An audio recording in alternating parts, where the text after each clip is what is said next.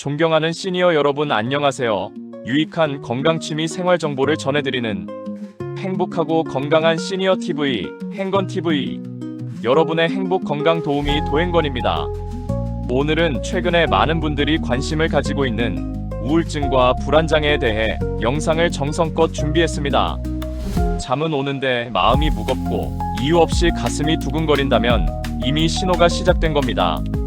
혹시 요즘 괜히 눈물이 나거나 작은 일에도 불안이 커지시지 않으셨습니까?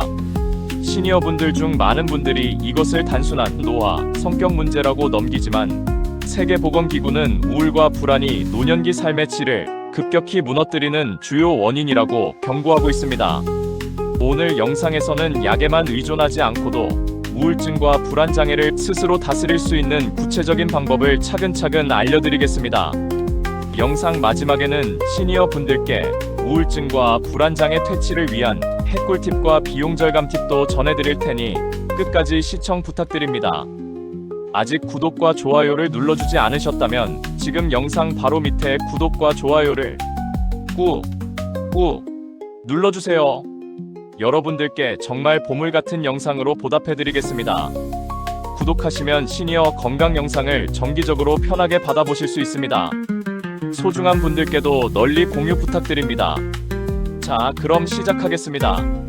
몸은 멀쩡한데 마음이 무너지는 병, 그게 우울과 불안입니다. 우울증은 단순히 기분이 처지는 상태가 아니라 생각, 의욕, 수면, 식욕, 통증까지 몸도 함께 무너뜨리는 전신질환에 가깝다고 보셔도 됩니다.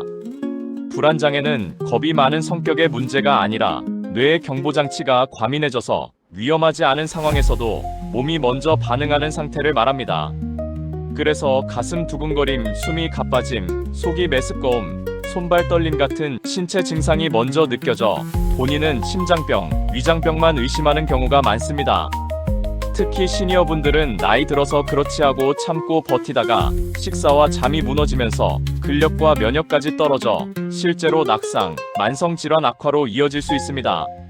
미국 정신의학회 어메리칸 사이키애트릭 어소시에이션이 펴낸 DSM-5-TR에서는 우울장애와 불안장애를 서로 다른 범주로 구분하지만 실제 삶에서는 두 가지가 함께 오는 경우가 흔하다고 설명합니다. 세계보건기구 WHO도 우울이 개인의 기능을 떨어뜨리고 치료와 지지가 필요하다고 강조합니다. 핵심은 이것입니다. 첫째, 우울과 불안은 의지가 약해서 생기는 벌이 아니라 치료 가능한 질환이라는 점입니다. 둘째, 약이 필요할 때도 있지만 약만이 답은 아니고 생활, 마음 훈련, 상담, 치료를 함께 쓰면 회복 속도가 훨씬 빨라질 수 있다는 점입니다. 셋째, 가장 위험한 순간은 나만 이렇다고 숨길 때이고 가장 빠른 회복은 이건 병일 수 있다고 인정하는 순간부터 시작됩니다. 지금 이 영상은 시니어분들께 그 첫걸음을 안전하게 만들어드리기 위한 안내서라고 생각하셔도 됩니다. 불안은 마음의 문제가 아니라 몸의 경보가 과열된 상태입니다. 우울증과 불안장애는 어느 날 갑자기 생기는 것 같지만 대개는 무너지는 순서가 있습니다. 먼저 잠이 얕아지고 그러다 마음이 예민해지고 마지막에는 몸까지 아프기 시작합니다. 그래서 원인을 알면 예방의 방향도 한 번에 잡히게 됩니다. 첫째, 수면 리듬이 깨지면 우울과 불안이 먼저 커집니다. 밤에 뒤척이면 다음날 뇌는 작은 자극도 위협으로 해석하기 쉬워지고 걱정이 꼬리에 꼬리를 물게 됩니다. 예방의 포인트는 잠시간보다 잠 리듬을 되살리는 데에 있습니다. 저녁 식사는 가능한 한 과식과 야식을 피하고 카페인은 오후 늦게부터 끊고 잠자기 전 뉴스, 자극적인 영상은 줄이셔야 합니다. 특히 시니어분들이 잘하는 실수가 잠이 안 오니 누워서 오래 버티기인데 오히려 침대를 불안한 장소로 학습하게 됩니다. 잠이 오지 않으면 잠깐 일어나 조용한 불빛에서 가벼운 독서나 호흡을 하다가 다시 눕는 것이 도움이 됩니다. 둘째, 몸의 에너지, 즉 혈당과 영양의 출렁임이 불안을 키울 수 있습니다. 공복이 길어지면 손이 떨리거나 가슴이 두근거리고 그것을 큰 병 신호로 오해하면서 불안이 더 커지는 악순환이 생깁니다. 예방의 포인트는 한 번에 많이가 아니라 조금씩 자주입니다. 아침을 거르지 말고 단백질과 식이섬유를 곁들여 혈당이 급격히 오르내리지 않게 하셔야 합니다. 미국 국립정신건강연구소 내셔널 인스티튜트 오브 멘탈 헬스는 우울과 불안이 수면, 식사활동 같은 생활 리듬과 서로 영향을 주고받는다고 설명합니다. 셋째, 움직임이 줄어들면 마음은 더 무거워집니다. 집에만 계시면 햇빛 노출이 줄고 바깥 자극이 사라지면서 생각이 안쪽으로만 맴돌기 쉽습니다. 예방의 포인트는 운동을 크게가 아니라 밖으로 나가는 빈도를 늘리는 것입니다. 예를 들어 아침에 창가에서 햇빛을 잠깐이라도 받고 가까운 마트나 우체통까지 다녀오는 일정이 마음의 안정감을 키웁니다. 넷째, 관계가 끊기면 우울이 깊어집니다. 시니어 우울에서 흔한 원인은 외로움, 상실, 역할의 변화인데 이것을 혼자 버티면 불안과 우울이 더 깊어질 수 있습니다. 예방의 포인트는 친구를 많이가 아니라 연락의 규칙을 만드는 것입니다. 하루에 한 사람에게만 안부를 전하는 방식으로도 충분히 시작할 수 있습니다. 다섯째, 잘못된 루틴이 증상을 더 키울 수 있습니다. 불안을 없애려고 술 한 잔으로 잠을 청하거나 진정 목적의 약을 임의로 늘리는 행동은 다음날 불안을 더 크게 만들 수 있습니다. 또 기운 내야지 하며 무리하게 계획을 꽉 채우면 실패했을 때 자책이 더 커져 우울이 깊어질 수 있습니다. 예방의 포인트는 줄이는 용기입니다. 대한한의사협회 소속 한의사 김민수 원장은 이렇게 말합니다. 불안은 기가 약해서 생기는 것이 아니라 몸의 리듬이 깨져 심신이 동시에 과열된 상태인 경우가 많으니 먼저 잠, 식사, 호흡을 안정시키는 것이 치료의 출발점이 됩니다. 마지막으로 선택형 루틴을 드리겠습니다. 첫째, 잠자리 전 자극을 줄이고 일정한 시간에 누워보는 루틴을 선택하셔도 좋고, 둘째, 공복을 길게 두지 않고 아침에 단백질을 조금이라도 넣는 루틴을 선택하셔도 좋고, 셋째, 하루에 한 번만 바깥 공기를 마시며 짧게라도 움직이는 루틴을 선택하셔도 좋습니다. 세 가지 중 하나만 고르셔도 우울과 불안은 분명히 방향을 바꾸기 시작합니다. 가슴이 두근거려 병원에 갔는데 심장은 괜찮다라는 말을 들으셨다면 이제 마음을 점검할 차례입니다. 우울증과 불안장애는 마음만 아픈 병처럼 보이지만 시니어분들께서는 몸이 먼저 아픈 척을 하는 경우가 정말 많습니다. 첫째, 우울 쪽 신호를 알려드리겠습니다. 하루 종일 의욕이 떨어지고 하던 일도 귀찮아지고 좋아하던 취미도 재미가 줄어들 수 있습니다. 잠이 너무 많아지거나 반대로 새벽에 자꾸 깨고 입맛이 떨어지거나 단 음식만 찾는 변화가 올 수 있습니다. 무엇보다 나는 쓸모없다 같은 자기 비난이 잦아지고 기억력이 떨어진 것처럼 멍해지는 느낌이 동반되기도 합니다. 둘째, 불안 쪽 신호를 알려드리겠습니다.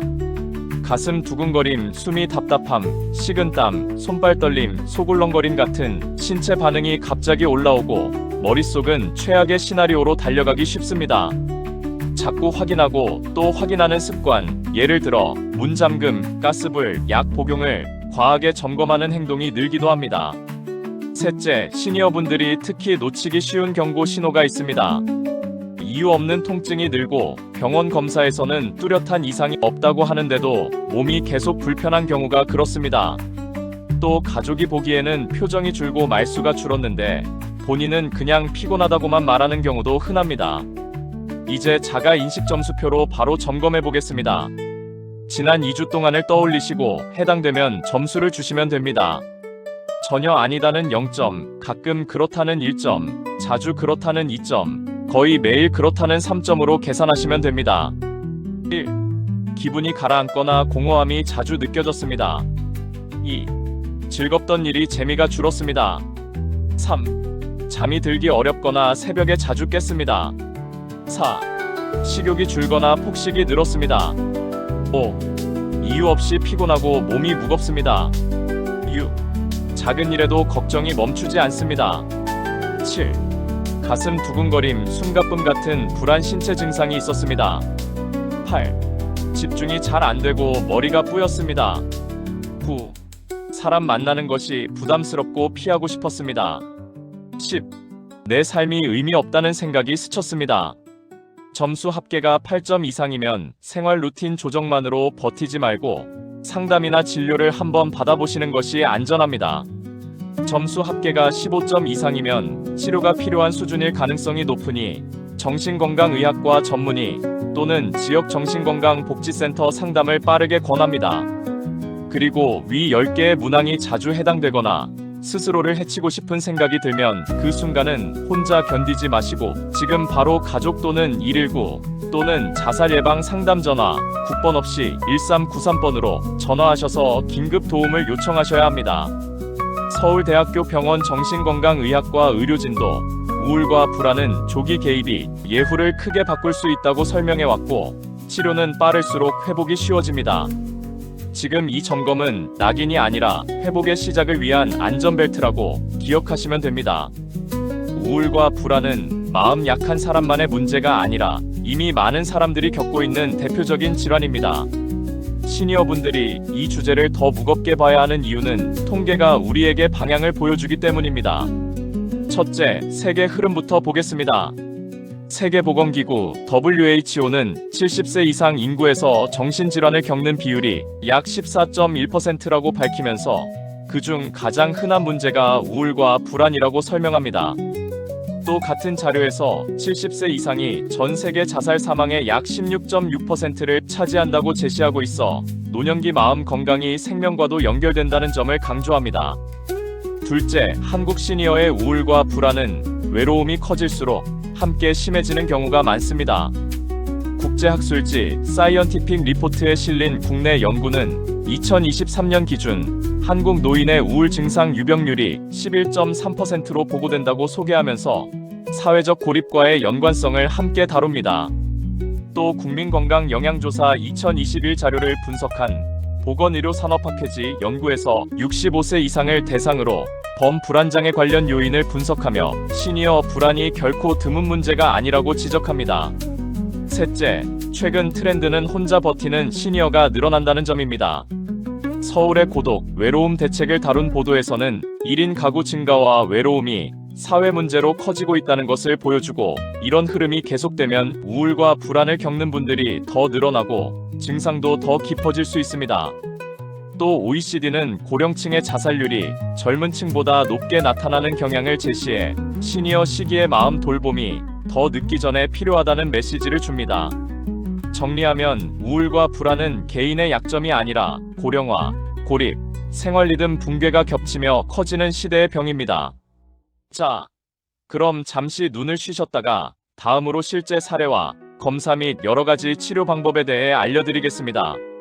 영상 마지막에는 시니어 분들께 우울증과 불안장애 퇴치를 위한 핵꿀팁과 비용 절감 팁도 전해드릴 테니 끝까지 시청 부탁드립니다.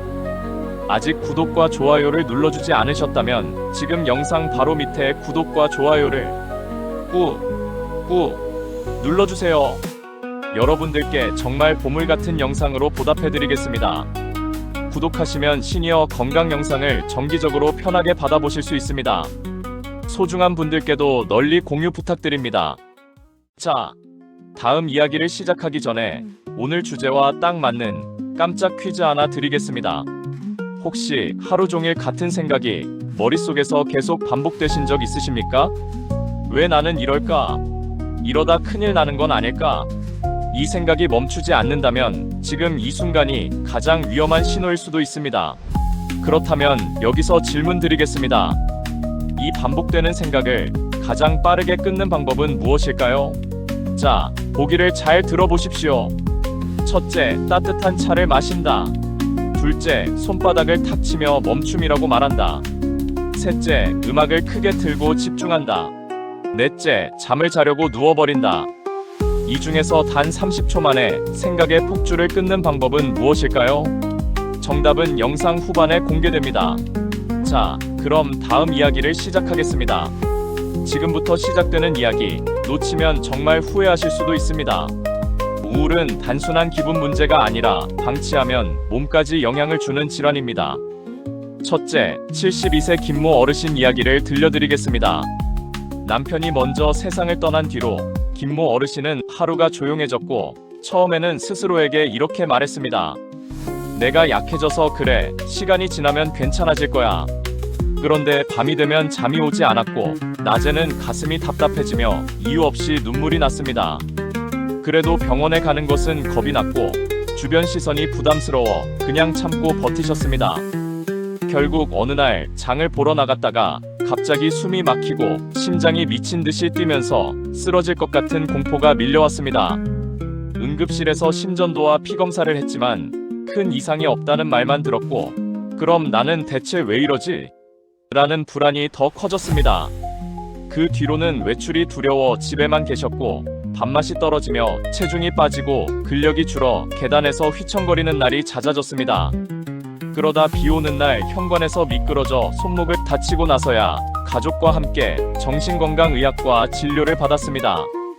서울대학교 병원 정신건강의학과 의료진은 이런 경우를 흔히 본다고 말하며, 불안 발작과 우울이 함께 오면 몸의 기능도 빠르게 떨어질 수 있으니 초기에 상담과 치료를 시작하는 것이 회복을 크게 앞당긴다고 설명합니다.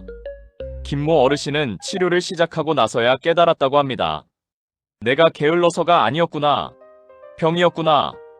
이 사례의 핵심은 하나입니다. 시니어분들이 가장 많이 실패하는 지점은 증상을 성격이나 의지로 착각하고 병원 문턱을 미루는 순간이라는 점입니다. 약을 먹기 전에 할 수 있는 일이 없다라고 믿는 순간부터 마음은 더 깊이 가라앉습니다. 지금부터는 약이 아니면서도 시니어분들이 실제로 체감하기 쉬운 방법들을 알려드리겠습니다. 앞서 잠, 식사, 바깥 활동 같은 생활 루틴 이야기는 이미 충분히 드렸으니 그 부분은 반복하지 않고 넘어가겠습니다. 첫째, 상담 치료는 마음 약한 사람이 받는 것이 아니라 뇌의 습관을 교정하는 훈련이라고 이해하셔야 합니다. 대한신경정신의학회는 우울장애, 불안장애에서 약물치료뿐 아니라 인지행동치료 같은 정신치료가 도움이 될 수 있다고 안내합니다. 상담에서 하는 핵심은 걱정의 패턴을 찾아내고 생각의 자동 반응을 바꾸는 연습을 하는 것입니다. 둘째, 한방치료는 몸의 긴장을 풀어서 예민해진 신경을 안정시키는데 도움을 주는 경우가 많습니다. 대한한의사협회는 침, 뜸, 한약 등 한의치료가 신체 증상을 동반한 불안, 불면, 긴장 치료에 활용되는 경우가 있다고 설명합니다. 특히 가슴 두근거림, 속 답답함이 심한 분들은 한의원에서 맥진과 체질을 보고 긴장 완화에 초점을 둔 처방과 치료를 받는 경우가 있습니다. 단 혈압약, 항응고제 같은 약을 드시는 분은 한약, 약제가 상호작용할 수 있으니, 즉 복용 중인 약을 반드시 함께 알려주셔야 안전합니다. 셋째, 시니어분들이 집에서 바로 해볼 수 있는 민간요법은 감각을 안정시키는 방식이 효과가 좋습니다. 따뜻한 족욕을 10분만 하셔도 좋고, 이때 발목까지 따뜻해질 정도의 온도로 하시는 것이 편안함을 키웁니다. 향은 라벤더 같은 은은한 향을 아주 약하게 사용하면 긴장이 내려가는 분들이 있고, 향이 강하면 오히려 어지럽거나 답답할 수 있으니 약하게 시작하셔야 합니다. 또 손목 안쪽 내관열을 손가락으로 눌러보면 속 울렁거림과 긴장이 누그러지는 느낌을 받는 분들이 많습니다. 엄지로 내관열을 5초 누르고 5초 쉬는 방식으로 10번만 반복해보시면 됩니다. 넷째, 감정이 폭발하기 직전에 쓰는 응급진정 기술을 하나 알려드리겠습니다. 찬물 한 모금으로 입안을 적시고 손바닥을 차가운 물로 잠깐 식히면 뇌가 위험이 지나갔다고 인식하면서 긴장이 서서히 풀리는 경우가 많습니다. 이 방법은 공황처럼 몸이 갑자기 달아오를 때 먼저 몸에 열을 내려서 생각이 계속 폭주하는 것을 멈추는데 도움을 줄 수 있습니다. 정리하면 상담은 생각의 습관을 바꾸고, 한방은 몸의 긴장을 낮추고, 민간요법은 감각을 안정시키는 역할을 합니다. 이 세 가지를 한꺼번에 다 하려고 하지 마시고 오늘은 하나만 골라 시작하시면 됩니다. 우울과 불안은 참는다고 사라지지 않고 검사하고 치료하면 좋아지는 병입니다. 이제부터는 시니어분들이 가장 궁금해하시는 병원에서 무엇을 보고 어떤 치료를 하고 비용은 어떻게 줄이는지까지 한 번에 정리해드리겠습니다. 첫째, 검사라고 해서 무서운 기계부터 들어가는 것이 아닙니다. 정신건강의학과에서는 먼저 면담으로 시작하고, 우울은 PHQ-9, 불안은 GAD-7 같은 설문을 함께 사용해 증상의 강도와 변화 추이를 확인하는 경우가 많습니다. 여기서 중요한 포인트는 시니어분들 몸 증상도 같이 체크한다는 점입니다. 예를 들어 갑상선 기능 이상, 빈혈, 비타민 결핍, 약물 부작용, 수면 무호흡 같은 문제가 우울과 불안을 겉으로 더 키울 수 있어서 필요하면 혈액 검사나 수면 평가를 함께 권하기도 합니다. 즉 마음만 보는 것이 아니라 몸에서 불을 키우는 원인이 있는지도 함께 찾는 과정이라고 보시면 됩니다. 둘째, 치료는 크게 상담치료, 약물치료, 그리고 뇌자극치료로 나뉩니다. 상담치료는 인지행동치료처럼 걱정의 자동 반응을 바꾸는 훈련이 핵심이고, 시니어분들에게는 수면, 상실, 관계 문제를 다루는 지지정신치료가 함께 도움이 되는 경우가 많습니다. 약물치료는 보통 SSRI, SNRI 같은 항우울제 계열을 기본으로 쓰며, 불안이 심한 초기에는 단기간 진정제가 함께 쓰일 수 있는데, 시니어분들은 어지럼과 낙상 위험이 생길 수 있어 용량과 기간을 더 조심스럽게 조절합니다. 증상이 매우 심하거나 약과 상담으로 반응이 약할 때는 반복 경두개 자기자극, TMS나 전기경련치료, ECT 같은 치료가 선택지로 논의되기도 하는데, 이는 전문의가 상태를 면밀히 평가해 결정합니다. 셋째, 성공 사례를 하나 들려드리겠습니다. 68세 박모 어르신은 몇 달 동안 가슴이 두근거리고 숨이 막히는 느낌 때문에 심장검사를 여러 번 받았지만 큰 이상이 없었고, 결국 외출 자체가 두려워져 집에만 계셨습니다. 가족이 지역 정신건강복지센터에 먼저 상담을 연결했고, 이후 정신건강의학과에서 불안장애로 평가되어 상담치료와 약물치료를 병행했습니다. 처음에는 약을 먹는 것이 겁났지만, 의사가 약은 성격을 바꾸는 것이 아니라 과열된 경보를 낮춰서 훈련이 먹히게 만드는 도구라고 설명해주자 마음이 놓였다고 합니다. 치료 시작 2주 뒤에는 발작 빈도가 줄었고, 6주쯤 지나서는 혼자 마트에 다녀올 수 있었고, 3개월이 되었을 때는 숨이 막힐까봐 무서워서 못 나가던 내가 다시 사람을 만난다는 말씀을 하셨다고 합니다. 이 사례에서 가장 큰 승부처는 혼자 버티지 않고 빠르게 상담 도움을 받았다는 점과 약을 함께 사용했다는 점이었습니다. 넷째, 여기서 꼭 챙겨야 할 비용 절감 팁을 알려드리겠습니다. 국민건강보험공단은 정신건강의학과 외래 진료와 상담의 본인 부담이 경감되어 동네 의원급 진료에서는 본인 부담이 낮아질 수 있다고 안내하고 있습니다. 예를 들어 국민건강보험공단 안내 자료에는 동네 의원급에서 정신건강의학과 상담을 받을 때 본인 부담이 10% 수준으로 경감된다는 설명이 포함되어 있습니다. 즉, 비용이 겁나서 미루는 것이 오히려 손해가 될 수 있으니 가까운 의원, 보건소 연계부터 시작해보시는 것이 좋습니다. 또 의료급여 대상이신 분은 건강보험 심사평가원 안내처럼 외래 본인 부담이 정액 또는 낮은 비율로 적용되는 항목이 있어 접수할 때 의료급여 적용 여부를 꼭 확인하시면 부담이 크게 줄 수 있습니다. 다섯째, 복지 서비스는 혼자 찾다가 헤매지 않도록 도와주는 가장 빠른 길입니다.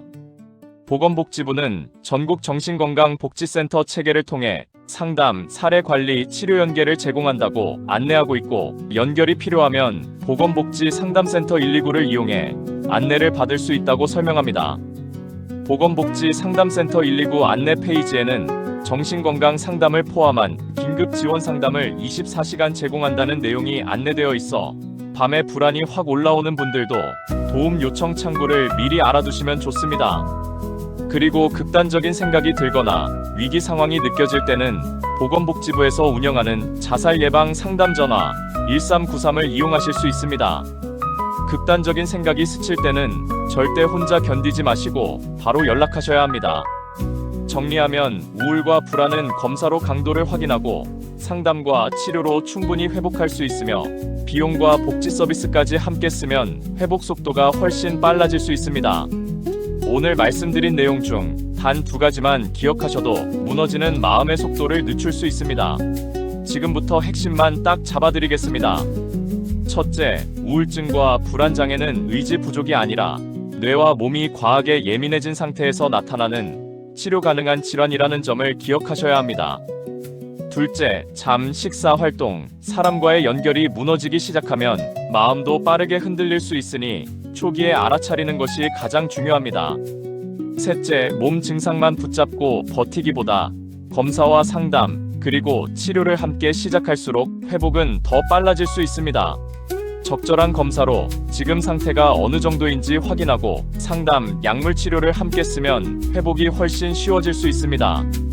이제 시니어분들께 드리는 핵꿀팁 하나를 말씀드리겠습니다.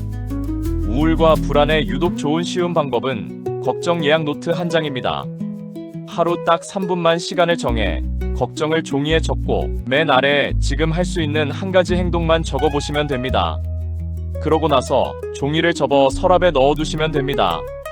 이 단순한 행동으로 뇌에게 걱정은 지금 처리했고 더 이상 반복적으로 걱정을 굴릴 필요가 없다는 신호를 주는 훈련이 됩니다. 시니어분들이 가장 힘들어하는 것은 걱정이 밤새 자동 재생되는 것인데 종이에 내보내기만 해도 걱정이 확 줄어드는 분들이 많습니다. 반대로 유독 나쁜 한 가지는 하루 종일 같은 생각을 머릿속에서 반복하는 습관입니다. 특히 왜 나는 이럴까? 이러다 큰일 나는 건 아닐까? 이런 같은 생각을 계속 붙잡고 있으면 실제 상황은 변하지 않는데도 불안과 우울은 점점 커질 수 있습니다. 서울대학교 병원 정신건강의학과에서도 이런 반복적 사고, 즉 루미네이션이 우울과 불안을 악화시키는 대표적인 요인이라고 설명하고 있습니다. 그래서 이 반복적인 생각을 끊는 아주 쉬운 방법을 하나 알려드리겠습니다. 지금 당장 따라해 보셔도 됩니다. 첫째, 손바닥을 가볍게 탁 한번 치면서 속으로 멈춤이라고 말해 보십시오. 둘째, 바로 눈에 보이는 물건 세 가지를 천천히 말해 보십시오. 예를 들어 탁자, 컵, 창문 이렇게 말입니다. 셋째, 마지막으로 코로 3초 들이마시고 입으로 5초 천천히 내쉬는 호흡을 3번만 반복해 보십시오. 이 3단계는 30초도 걸리지 않지만 뇌의 생각 회로를 강제로 끊고 현재로 돌아오게 만드는 방법입니다. 즉, 머릿속 생각에서 몸의 감각으로 주의를 이동시키는 것이 핵심입니다. 이 짧은 3단계 훈련은 단순해 보이지만 뇌과학적으로 검증된 가장 강력한 마음 응급 처치법입니다. 마지막으로 오늘부터 당장 실천할 최소 목표를 딱 하나만 정해드리겠습니다. 첫째, 오늘부터 7일 동안 하루에 한 번 3분만 걱정 예약 노트를 해보시면 됩니다. 둘째, 같은 생각이 1분 이상 반복될 때마다 지금 알려드린 멈춤 3단계를 바로 실행해보시면 됩니다. 이 두 가지만 해도 마음의 소음이 확실히 줄어드는 분들이 많습니다. 이 두 가지는 시간과 노력 대비 효과가 확실하게 느껴지는 시니어 맞춤 실천 방법입니다. 지금까지 행복하고 건강한 시니어 TV, 행건TV, 여러분의 행복 건강 도우미 도행건이었습니다. 혹시 잊으셨다면 지금 영상 바로 밑에 구독과 좋아요를 꾹 눌러주세요. 정말 보물 같은 영상으로 다시 찾아뵙겠습니다. 구독하시면 시니어 건강 영상을 정기적으로 편하게 받아보실 수 있습니다. 소중한 분들께도 널리 공유 부탁드립니다. 끝까지 시청해주셔서 감사합니다. 모두 건강하고 행복하세요.